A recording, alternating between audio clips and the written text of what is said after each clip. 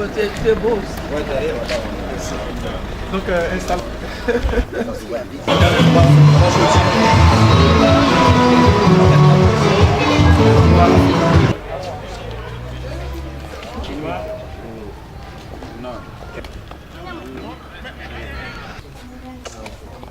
Ça va, ma fille.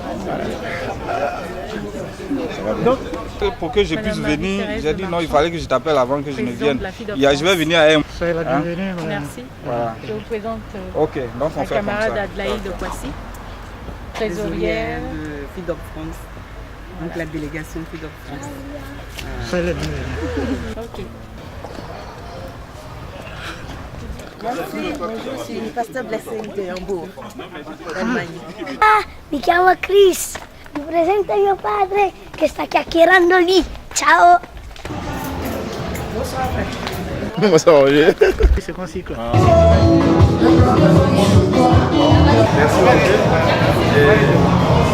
On m'a dit ça, mais c'est ça qui est bon. Et c'est formidable. Non, elle est arrivée à ton elle va arriver.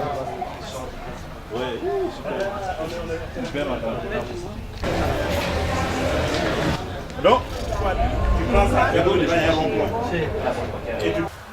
Mesdames, mesdemoiselles, messieurs, bonsoir. Ou bien je vous salue selon le temps avec lequel vous me prenez en marche.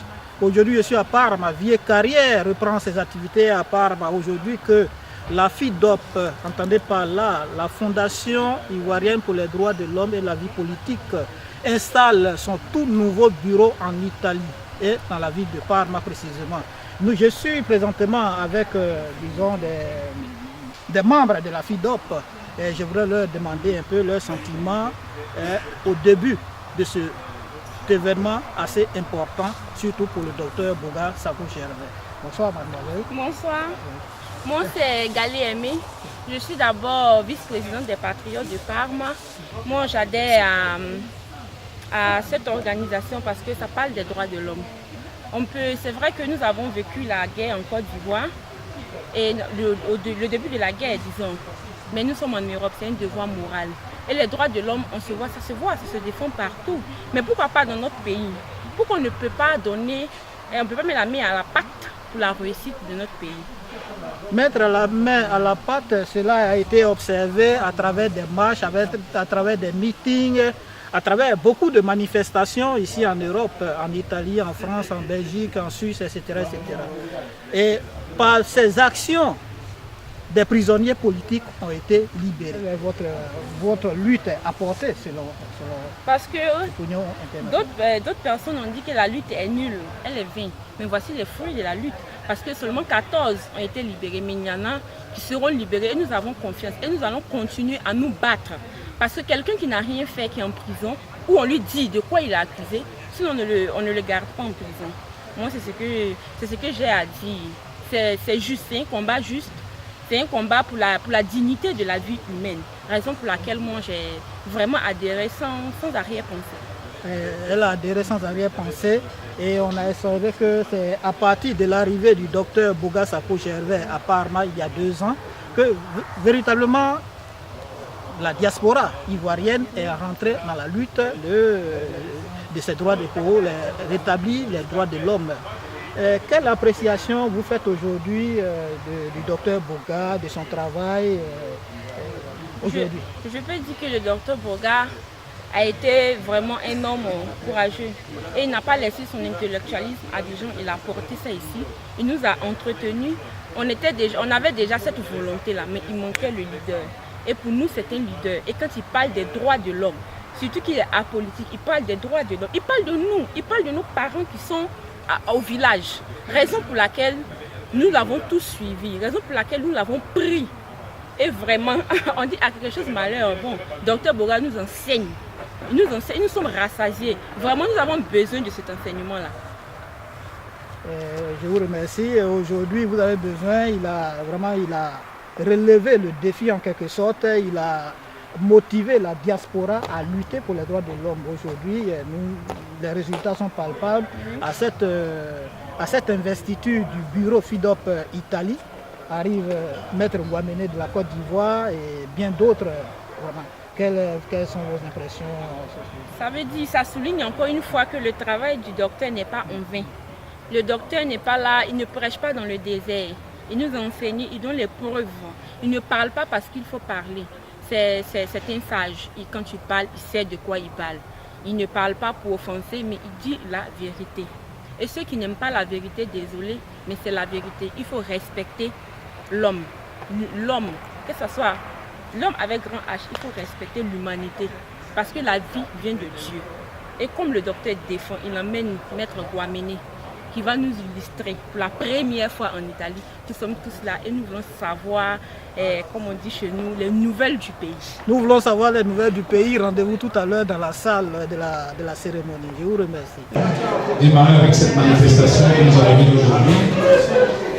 Je voudrais vous demander, j'aimerais que vous vous associez à moi pour accueillir dans cette salle le docteur Boga Sako avec de fortes ovations, mesdames, messieurs, s'il vous plaît.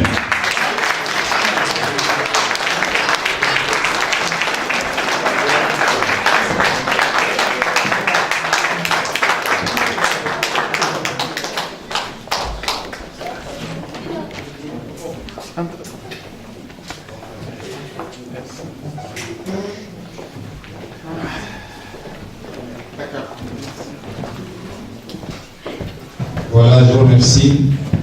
Vous pouvez vous asseoir. Je voudrais, qui apparemment, oggi si tratta della delegazione italiana di questa fondazione. Alors, nous allons donner l'espace. Nous voudrions te bénir, nous voudrions te rendre toute la gloire, simplement parce que tu es Dieu. Éternel des armées, nous voudrions...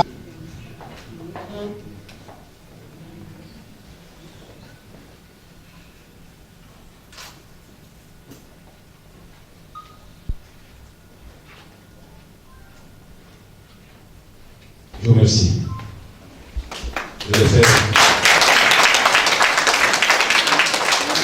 abondante la nuit parce que le jeu en va à chandelle.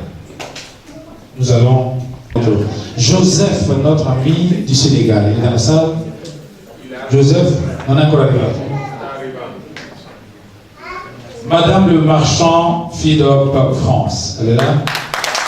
Madame le Marchand. Ça, c'est la délégation de la FIDOP de la France.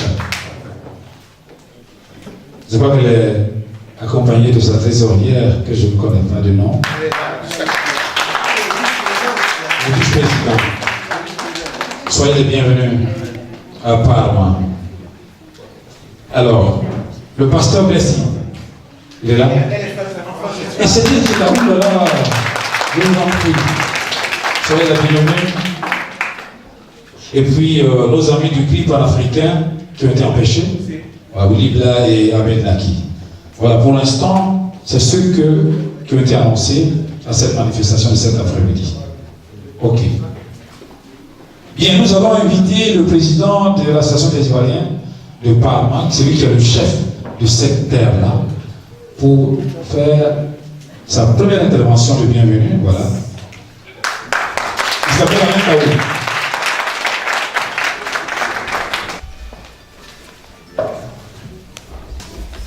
Nous allons inviter M. et Mesdames. C'est avec Jean. Mesdames et messieurs, Je remercie le camarade Roger Latte. On peut se débrouiller comme ça, on va avancer. Bonsoir, bonsoir.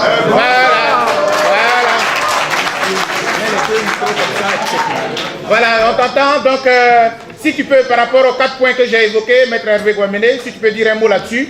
Le temps qu'on entend maintenant, là, on va profiter.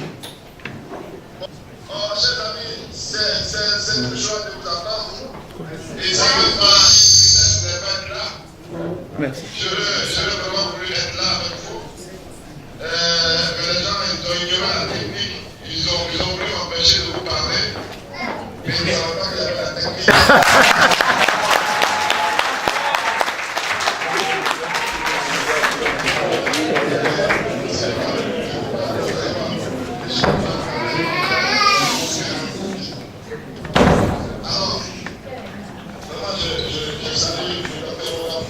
frère. Merci frère. C'est lui qui a raison pour ces conférences. Merci beaucoup frère. Bien sûr, 5 sur 5. Merci.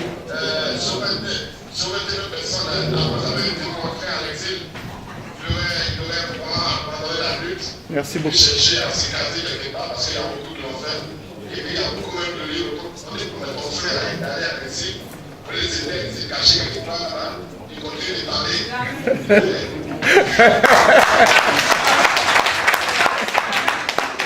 Merci, merci Hervé.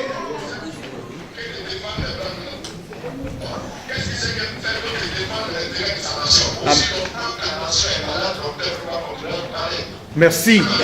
Merci.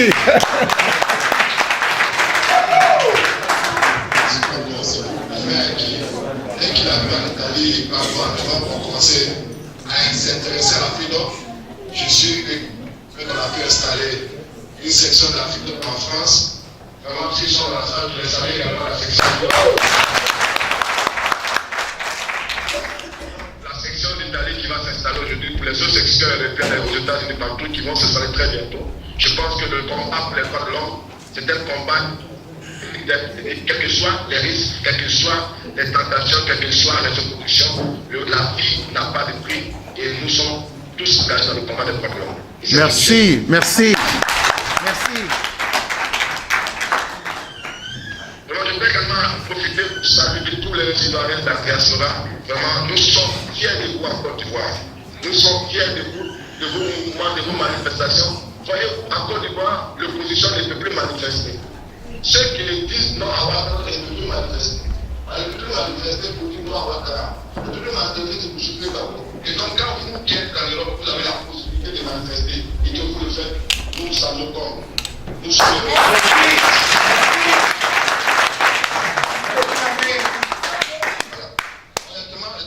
la liberté d'association en Côte d'Ivoire est violée totalement.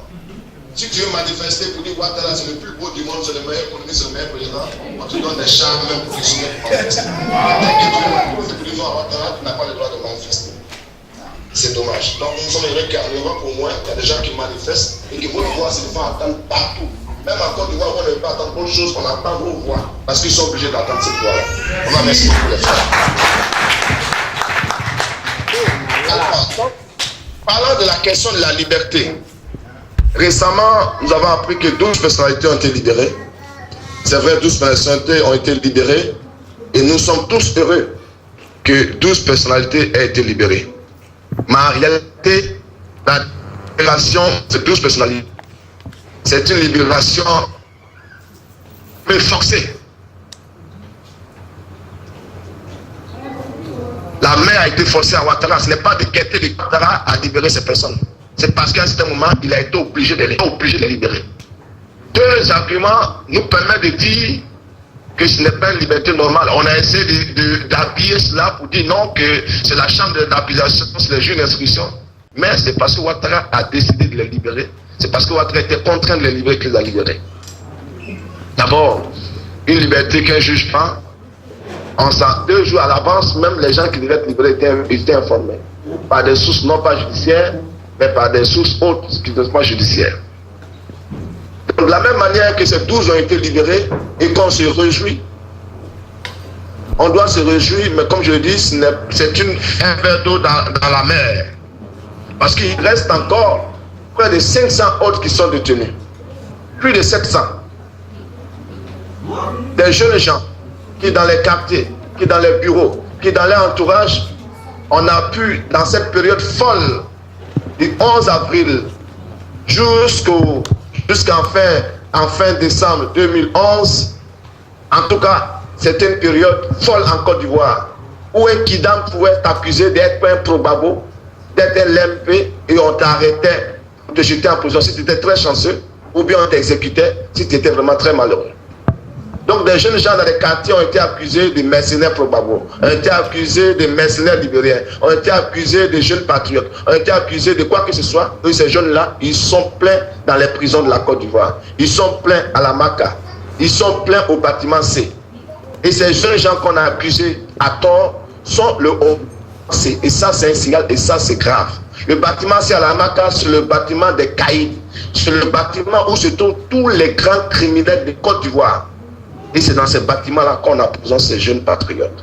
Dans des conditions exécrables, dans des conditions inhumaines.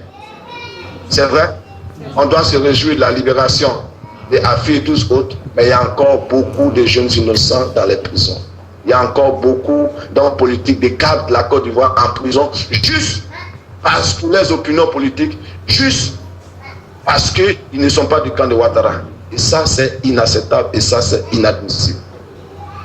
Et nous devons continuer le combat pour que tout le monde, jusqu'au dernier, soit libéré. Tous ces jeunes, tous ces hommes, toutes ces femmes qui ont le malheur n'est pas être n'est pas de PDCI, n'est pas qui sont en prison, qui croupissent en prison. On doit continuer le combat jusqu'à ce qu'ils soient libérés. Alors, parlons de Mme Gbagbo. Hier, on a appris, je ne sais pas si vous le savez aussi également là-bas, oui.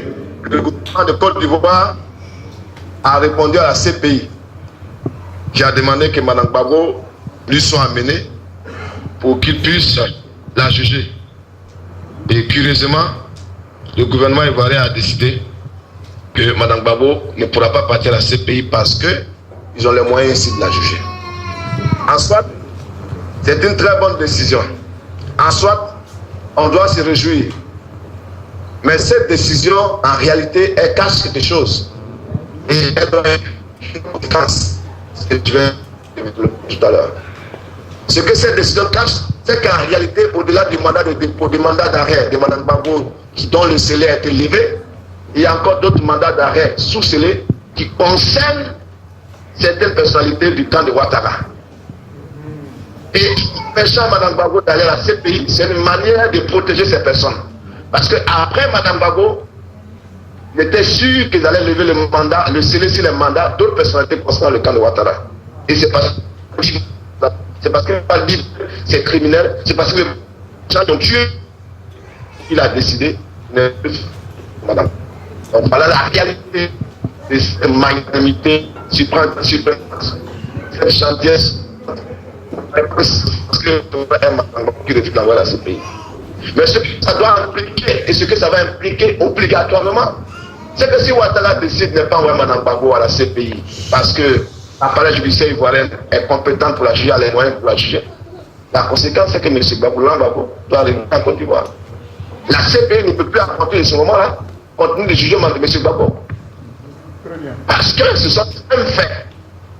C'est la même situation. C'est les mêmes circonstances qui ont conduit le président de Gbagbo à la CPI. Donc si la Côte d'Ivoire qui a saisi la CPI pour dire voici un Ivoirien, nous voulons que vous le jugiez, dès l'instant où la Côte d'Ivoire dit on n'envoie plus quelqu'un à la CPI parce qu'on a les moyens de le juger, celui qui est déjà là-bas, qui n'a pas encore été jugé, parce que le procès n'a pas encore eu lieu, on est encore dans les phases préliminaires. Donc inéluctablement, le Gbagbo doit revenir à Côte d'Ivoire. Et je crois que on t'applaudit 2 secondes.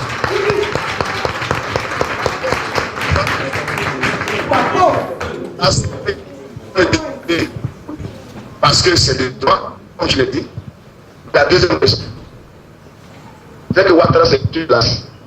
Doucement, parce que Maître Hervé, la connexion, c'est voilà, c'est bon, tu peux continuer. La CPI va suivre ce que j'ai dit, et très bientôt la CPI va décider de libérer Laurent Gbagbo et dire, nous ne pouvons plus te poursuivre, nous te libérons. Très bien.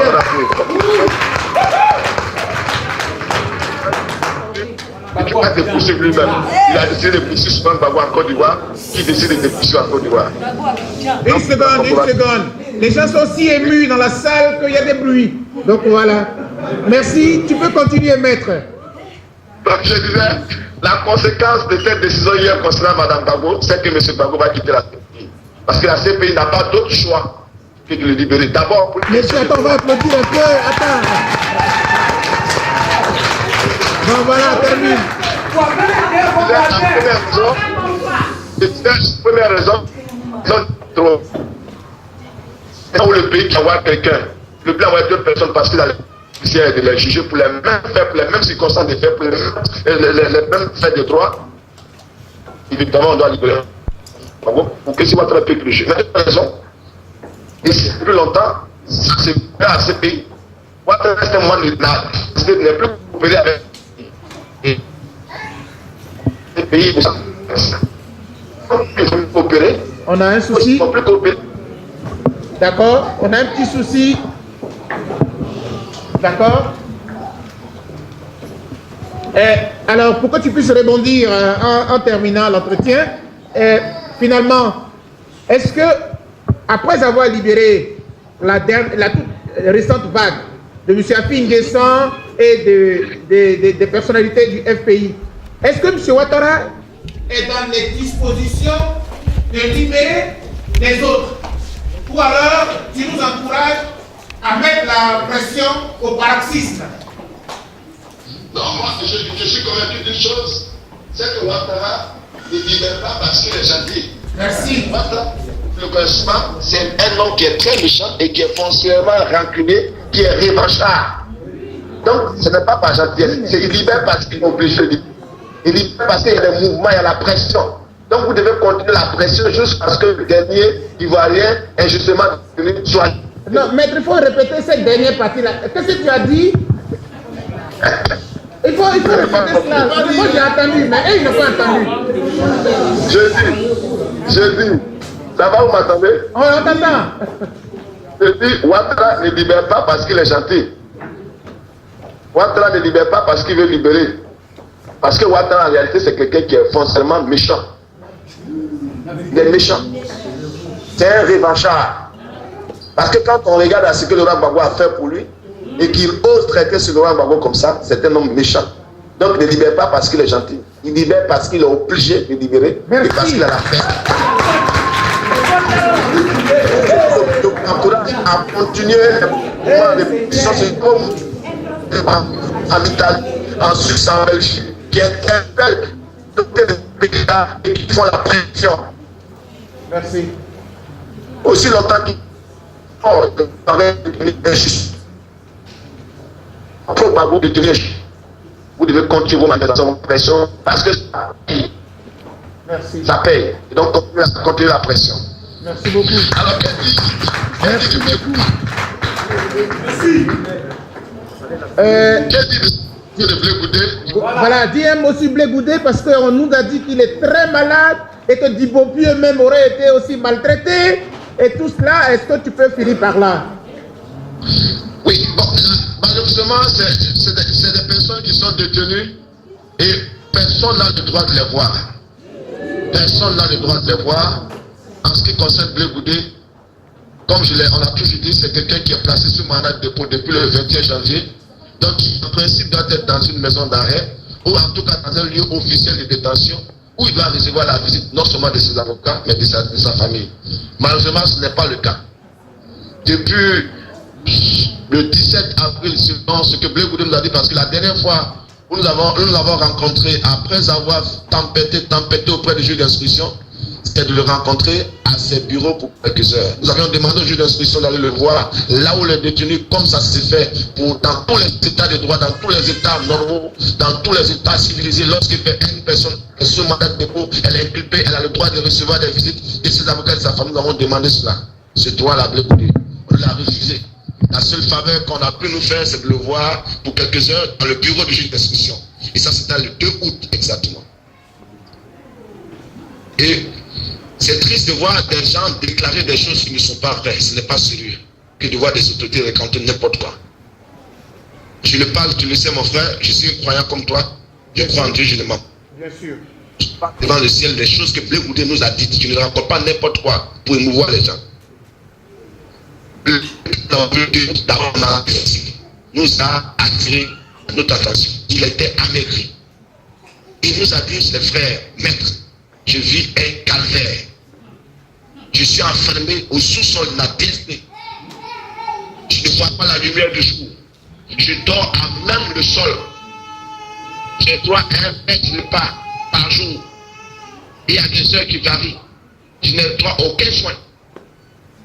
Je vous encourage à dénoncer cette situation. La question qu'on lui a posée, mais si on dénonce, est-ce que je ne vais pas toucher tes conditions? Il dit dénoncer, quelle que soit ce qui va arriver. Et après ça, on fait une conférence de presse pour dénoncer. Et depuis, on ne fait que dénoncer. Pour qu'il quitte cette destinée. Et c'est écœurant de voir un ministre de la République qui plus est un ministre de la Justice, ministre des droits de l'homme et des libertés publiques, qui vient s'asseoir à la télé pour dire Blé Goudé va bien. C'est triste. Le ministre de la République dit moi parce que Blé Goudé ne va pas bien. Mais en plus, ce qu'on lui demande en tant que ministre de la Justice, ni ministre des droits de l'homme, ce n'est pas de nous donner les nouvelles de Blé Goudé. Ce qu'on lui demande, c'est de faire en sorte que Blé Goudé soit détenu dans les conditions normales, à défaut de le libérer, qu'on le détienne au moins dans les conditions légales. Bon, on vient, on se met à la télé, parce qu'on a une télé, on fait le show, Blé Goudé va bien. Mais ce n'est pas ce qu'on lui demande. Blé Goudé ne va pas bien. Il faut que... Bien. On a perdu la connexion, on va l'applaudir.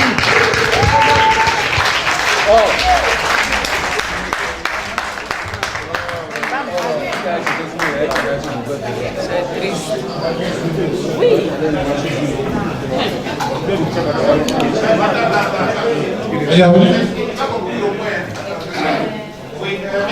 Tu rentres. Je vais chercher ma fibre.